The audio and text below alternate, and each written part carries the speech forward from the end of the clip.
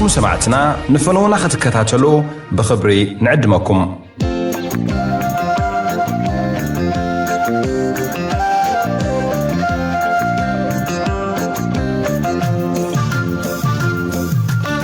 سلام كبرات سماعة بي بي سي زسعبت حستوتات زلو مدلواتنا جميرلو كتكتاتلو بخبر عدم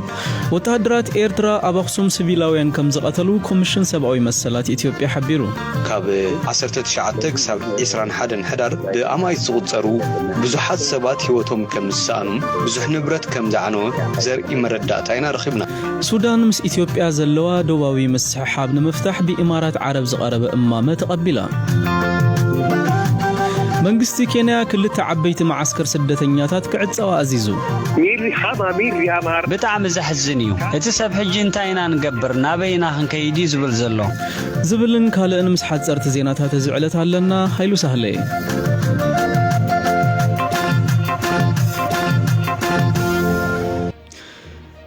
كوميشن سبعوي مسلات إثيوبيا أبو حدار أب تاريخويت كتما أخصم وتهدرات إيرترا أبل السلامويان سبات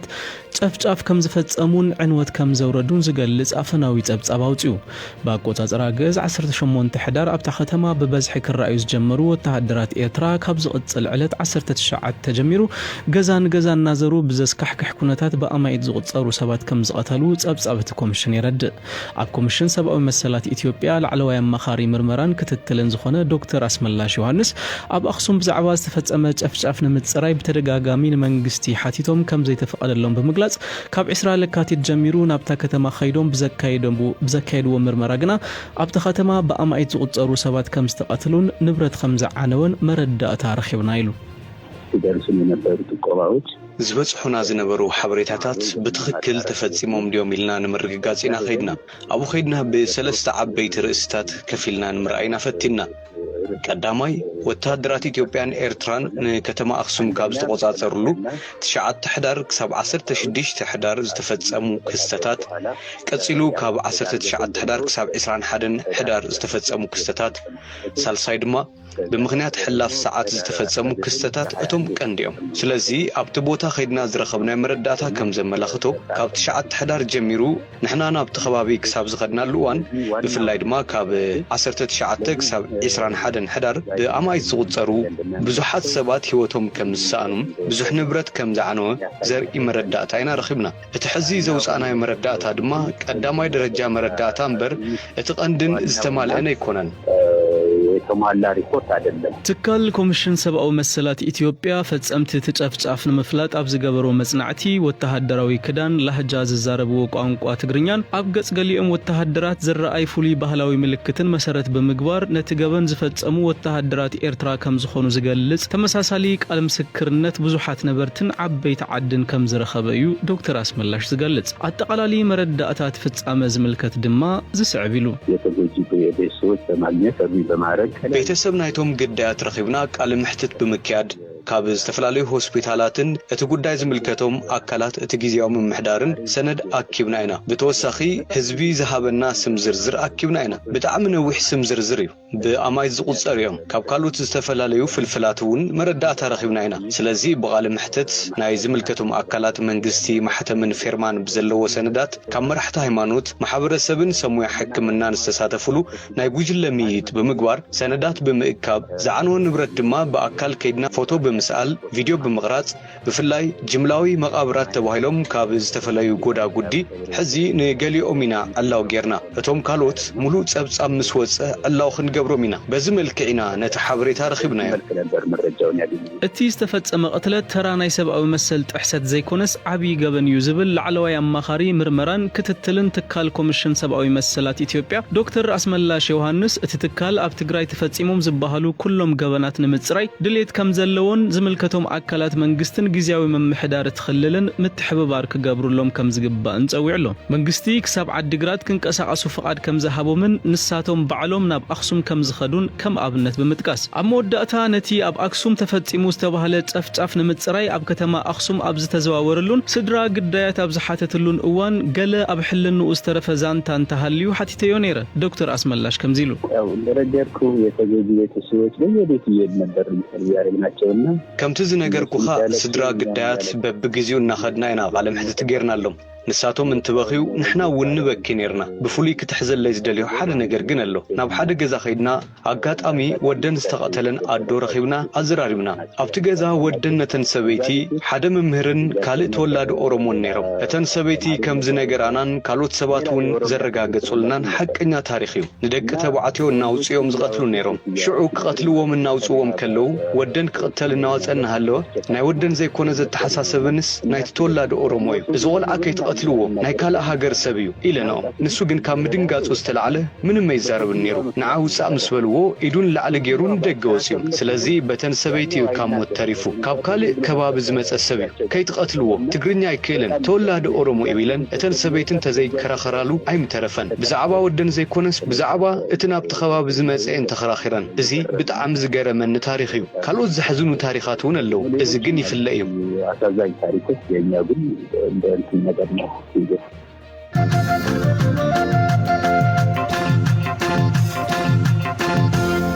ብሰንክቲ ኣብ ክልል ትግራይ ተወሊዑ ዘሎ ግጭት ዝለዓለ ወጥሪ ሰፊኑ ከም ዘሎን ምግሃስ ሰብኣዊ መሰላት ይፍጸም ከም ዘሎን ዝገልጽ ጸብጻባት ይኹን ብዛዕባቲ ክፍጠር ዝኽእል ዘይምርግጋእ ዝወጹ ዘሎ ሓበሬታታት ይቕጽሉ ኣለዉ እቲ ኣብ ፈለማ ወርሒ ሕዳር 2020 ዝተወልዐ ግጭት ሓይልታት ትግራይ ኣብ ልዕልቲ ኣብ ትኽልል ዝነበረ ማዓስከራት ሰራዊት ፌደራል መጥቃዕቲ ድሕሪ ምፍጻሞም መንግስቲ ኢትዮጵያ ኣብ ልዕሊኦም ወተሃደራዊ መጥቃዕቲ ብምኽፋቱ ከም ዝተጀመረ እዩ ዝግለጽ ልክዕ ከምቲ ኣብ ባይታ ዝካየድ ዘሎ ረጽሚ ኣብ መርበባት ኢንተርኔት ማሕበራዊ መራኸቢታትን እውን ናይ ፕሮፓጋንዳ ኩናት ይካየዳሉ ክልቲኦም ወገናት ድማ ስኑዕን ኣደናጋርን ሓበሬታታት ኣብ ምንፋስ ተጸሚዶም ኣለዉ ንሎሚ ንገለ ካብቶም ኣብ ማሕበራዊ መራኸቢታት ብበዝሒ ዝተዘርግሑ ስኑዕ ሓበሬታ ክንደስሲና ካሕሳይ ተወልደ ብርሃን ምሳይ ኣሎ ኣመስግናካ ሃይሉ እቲ ናይ መጀመርታ ትካል ፕረስ ኢትዮጵያ ብሓደ ጆርጅ ቦልተን ዝተባሃለ ኣት ጂ ቦልተን ዩኤን ዝብል ናይ ትዊተር ኣድራሻ ዘለዎ ስም ዝተጻሕፈ ጽሑፍ ኣብ ናይ ፌስቡክ ገጽ ጠቂዕዎ ኣሎ ንርእሱ ተንታን ፖለቲካን በዓል ስልጣን ሕብረት ሃገራት ዝነበረ ምዃኑ ዝገልጽ ሚስተር ቦልተን ንመራሕቲ ትግራይ ጨካናት ክብል ይገልጾም መራሒ ኢትዮጵያ ሽልማት ኖቤል ሰላም ከም ዝተቐበለ ብምጥቃስ ድማ ኣሜሪካ ካብቲ ግጭት ኢዳ ከተውፅእ ኣለዋ ይብል እቲ ርእይቶ ኣብ ናይ ኣምሓርኛን ትግርኛን ገጻት ፌስቡክ ትካል ፕረስ ኢትዮጵያ ተጠቂዑ ኣሎ ይኹን እምበር እቲ ውልቀ ሰብ ኣብ ሕብራት ሃገራት ይሰርሕ ምንባሩ ዝገልጽ ዝኾነ ሓበሬታ ኣብ መርበብ ኢንተርነት ክረክብ ኣይከኣልናን ካልእ ኣብቲ ኣብ ትግራይ ተወሊዑ ዘሎ ኩናት ኣብያተ ክርስቲያን ዝርከብዎም ብዙሓት ህንጻታት ዓንዩ ምህላው ዝፍለጥ እዩ እንተኾነ ግና ሓደ ኣብ ማሕበራዊ መራኸቢታት ብሰፊሑ ዝዝርጋሕ ዘሎ ክልተ ደቂ ኣንስትዮ ኣብ መንድቕ ናይ ሓደ ዝዓነወ ቤተ ክርስቲያን ክጽልያ ዘርኢ ስእሊ ኣብ ትግራይ ዝዓነወ ቤተ ክርስቲያን ኣምሲልካ ንምቕራብ ዝተፈተነ እዩ እቲ ምስሊ ምስ ተመርመረ ግን ብሓደ ሰብ ኣብ 2018 ቅድሚ እቲ ኩናት ምውልዑ ማለት እዩ ኣብ ፌስቡክ ተጠቂዑ ተረኺቡ ኣብ ሓደ ናይ ቱሪዝም መርበብ ሓበሬታ ከም ዝሰፈረ ድማ እቲ ቤተ ክርስቲያን ኣብ ኤርትራ ከተማ ዓዲ ቀይሕ ከም ዝርከብ ተገሊጹ ኣሎ ብ1998 ኣብታ ከተማ ሓደ ቤተ ክርስቲያን ብሓይልታት ኢትዮጵያ ተደብዲቡ ዓንዩ ከም ዝነበረ ይፍለጥ ክልተ ቆልዑ ኣብ ጽርግያ ካብ ዝዓቆረ ረሳሕ ማይ ክሰትዩ ዘርኢ ስእሊ ኣብ ትግራይ ተፈጢሩ ዘሎ ሕማቕ ሰብኣዊ ኩነታት ብዝገልጽ ጽሑፍ ተሰንዩ ኣብ ማሕበራዊ መራኸቢታት ብሰፊሑ ይዝርጋሕ ኣሎ ኣብ ሓደ ናይ ትዊተር ገጽ ንምስሊ ናይቲ ስእሊ ብምሕንጻጽ ምስ ሓደ ንትግራይ ዝድግፍ ናይ ትዊተር ሃሽታግ ቀሪብሎ ብዛዕባ እቲ ዝጠሚ ዘሎ ህዝቢ ትግራይ ዘሎ ኣፍልጦ ንምዕባይ ክሕግዝ ዝኽእል ሓሳብ ሓድሽ ምስሊ ዝብል ርእይቶ ድማ ሰኒዩ ይርከብ እንተኾነ ግን እቲ ስእሊ ናይ ትግራይ ኣይኮነን ናይቲ ኣብ ደቡባዊ ምብራቕ ኢትዮጵያ ዝርከብ ክልል ሶማሊ እዩ ኣሰር ናይቲ ስእሊ ኣብ ገጽ ፌስቡክ ሳይድ አብድራህማን ረኺብናዮ ነቲ ስእሊ ኣብ ሓደ ኣዊል ዝተባሃለ ኣብ ደቡብ እቲ ሃገር ዝርከብ ገጠር ከም ሰኣሎ ንቢቢሲ ሓቢሩሎ አብድራህማን ብዛዕባ እቲ ኣብ ክልል ሶማሊ ዘጋጥም ናይ ማይን ጽሬትን ጉዳያት በቐጻልዩ ኣብ ፌስቡክ ዝጽሕፍ ኣብ ዝሓለፈ ወርሒ ለካቲት ኣምነስቲ ኢንተርናሽናል ሓይልታት ኢትዮጵያን ኤርትራን ኣብ ወርሒ ሕዳር 2020 ኣብ ታሪኻዊት ከተማ ኣኽሱም ምግሃስ ሰብኣዊ መሰላት ከም ዝፈጸሙ ዝገልጽ ጸብጻብ ኣውፂኡ ነይሩ መንግስቲ ኢትዮጵያ ነቶም ክስታት ዝተሰንዑ ብምባል ክነጽጉም እንከሎ ኤርትራ ብወገና ግጉይ ምዃኑ ያገሊጻ እቲ ጸብጻብ ድሕሪ መውጽኡ ሓደ ሄራልድ ዝተባሃለ መንግስታዊ ጋዜጣ ኢትዮጵያ ሓደ ጉጅለ ትካል ዓለም ለኻዊ ልምዓት ኣሜሪካ USAID ናብ ኣክሱም ብምኻድ ነቲ ክስታት ከም ዝመርመሮን ወላ ሓደ መቃብር ይኹን ቤተሰብ ናይቶም ብጃምላ ዝተቐትሉ ዝተባሃሉ ግዳያት ኣይረኸበን ክብል ጸብጺቡ እቲ ኣሜሪካዊ ትካል ግን ናብ ኣክሱም ዝሰደዶ መርማሪ ጉጅለ ከም ዘየለ እዩ ዝገልጽ እቲ ትካል ዓለም ለኻዊ ልምዓት ኣሜሪካ USAID ዝገበሮ ምርመራ የለን ነቲ ኣብ ኣክሱም ተኻይዱ ዝበሃል ፍጻመታት ንምርማር ዝሰደዶ ጉጅለ እውን የለን ክብል ብትዊተር ኣብ ዘውጽኦ መግለጺ ሓቢሩ እዩ ካሕሳይ የመስግነካ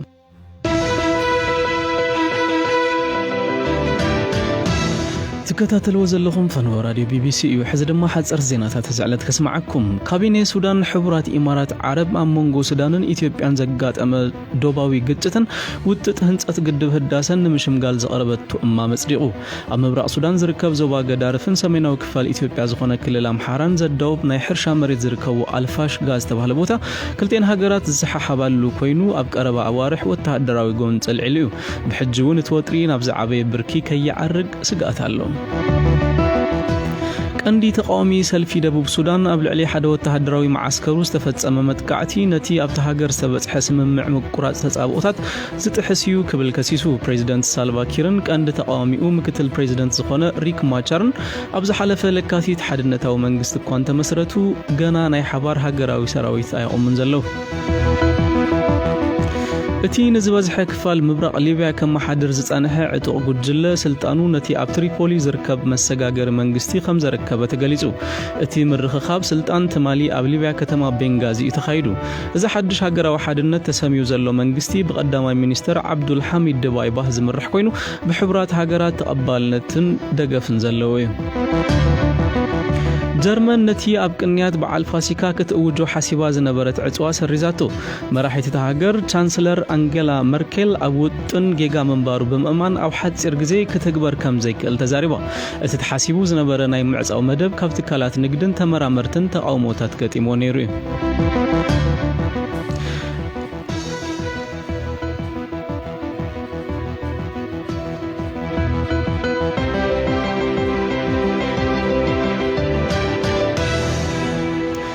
መንግስት ኬንያ በአማኢት አሽሓት ንዝቆጸሩ ስደተኛታት ዓቂበን ዝርከባ ማዓስከራት ደዳብን ካኩማን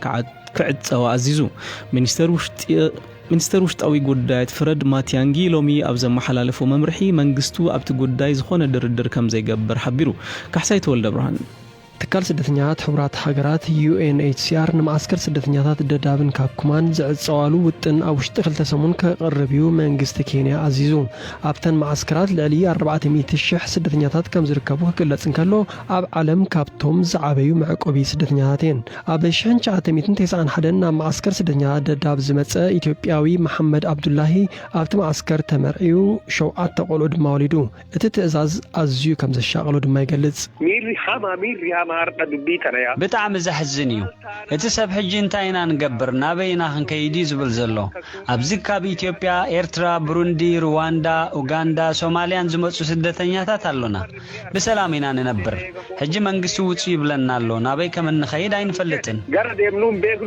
منغست كينيا بكلتشان 10 شنون اتين ابدوب سومال قربت زلو معسكر داداب مدبر قبر شبرايان كم زخونه بمغلاص كعصو انقلو كوانت نبره بوسانه العلواي بيت فرد كينيا توسانه تسناخيليو محمد عبد الله توسانه تكبراون تخينو انتي يقبر كم زخل كم زي فلت بمغلاص ازيو خبير مخاني زارب ويا كوداني افورديسي انتو فهمتو غنا كوداني اللي وانا اب 10 معلتي كوننا ب 10 عامتون قرص يكلي مخنياتو ابز زلو حزبي بزحيو انت خنا غنا سغينا لنا كبيد هيوتنا نحلف حجي دماتي عقيبنا زنبره منغست خنوصي حتنا له تربيشنا لنا اكمل ينو دغايام يا سموتين وكيل تكال سدنيات حورات هاجرات اب كينيا وسانه منغست كينيا ملكيتو ابزوصو ملاش اتوسانه كونتات لبدا كوفيد 19 اب قمت بمئتاو صعبينو كبيد كهون كم زخل شاقلوتو غليصلو مسمنزي منغست كينيا كزراربلو مخانون حبيرو تمغلص وسيهم منغست كينيا مچون قصالنت زلوون مفتح نمركاب زخل وسانه خالفن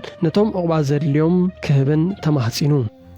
حنتي كونتينرات زعنت مركب ابتي اب قبط يزركب مترب سويس بمشكله اتن ماخلاي بحرن قيح بحرن زرخب مسمر كم استعازو تفليتو اتا 400 متر قموتن 59 متر قفحن زلوا عباي مركب ولا كوا بانا اشتو مراخب كتكوتت انت تفتنت كابت استشخلت تحصا من كتبل سلازي كالت ات مسرح من قصاصا معلتات كي وست تسقيلو اتحدقا بعالم درجه نقداوي قلولاو كفت طريق اليو تباهيلو